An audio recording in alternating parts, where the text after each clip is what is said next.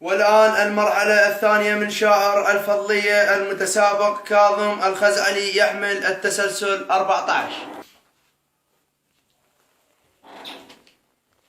السلام عليكم. وعليكم السلام ورحمة الله. شلونك كاظم؟ الله يخليك استاذ، شلون؟ شو سمعنا اليوم؟ استاذ سمعك ابو ذي ان شاء الله. اسمع. ان شاء الله استاذ.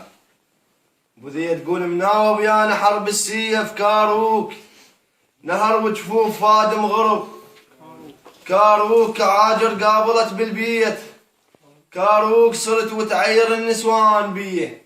قصيدة كاظم جاي تسوي؟ استاذ جاي اضب القصيدة، انتم طلبتوا المرحلة الأولى طلبتوا قصيدة قوية وجاي اضب بيها. مودي الفيت قبل لا تجي. استاذ لا جايب عدتي وياي.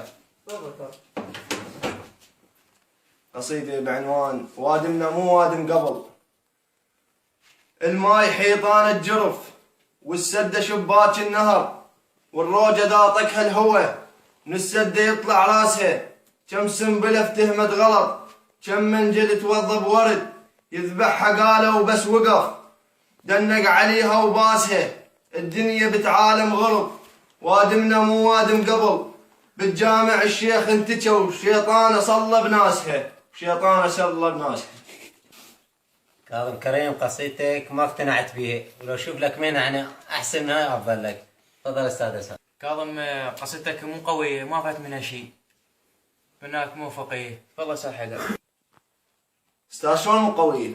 استاذ مو هاي عدتي جايبها وياي وانا ضبيتها هنا يعني قدامكم، شلون مو قوية؟ كاظم اتمنى تكون مو فقيه. تفضل استاذ حيدر.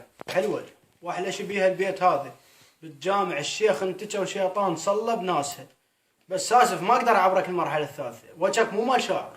ما شاعر. استاذ مو الله قال خلقناكم باحسن تصويره؟ يعني ما يصير تقيمني. اي قال خلقناكم باحسن تصويرا، بس ما يقصد عليك. اتمنى لك الموفقية. تفضل استاذ علي. كاظم مكون روحك ومشارك بالمسابقة وجايب هاي القصيدة، اتمنى لك الموفقية كاظم.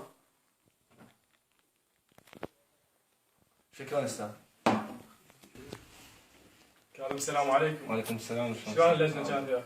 استاذ اللجنة يقيمون من يومهم. الحمد لله. ايش راح تسمعنا؟ استاذ سمعك ابو ذيه. ابو ذيه تقول حاف اركض وصيحا تان ما تان اللي يشيل النعجزا بجفاك. ما تان مو 100 طلعوا شمات، 200 عراضه وهوسوا عصار بيه. الله مبدع. انحلل وجدانه من بيهن بعد ما ميش، وعلى الوجنات صبا دمع، ما ميش يلا فدوى لك من كون، ما ميش فرح يا ليش عطلت المنيه. شكرا كاظم.